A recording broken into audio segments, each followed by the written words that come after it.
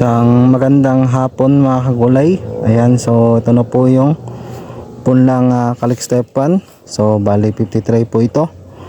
At makikita nyo na ang ganda. Sakto lang po ang laki niya at buhay na po. So sakto rin mga kagulay na makulimlim. Kaya ngayon ang oras po ngayon ay 11. At ito nga, magpapasok ako ngayon. Tapos may dala akong mga yero.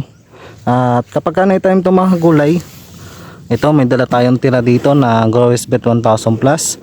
Ito yung aking ini-spray pagka gantong kalilipat tanim, kasi para mag-ugat siya ng maganda. So bali kasi mga kagulay, ito po yung tira kong Growers Bet nung nag-i-spray po sa sibuyas. So meron pa po siya. I-apply ko siya dito kinabukasan para kumapit po agad yung kanyang ugat sa lupa. So hinihintay ko lang din yung ibang mga kasama ko dito para may katulong ako. Kararating ng punla.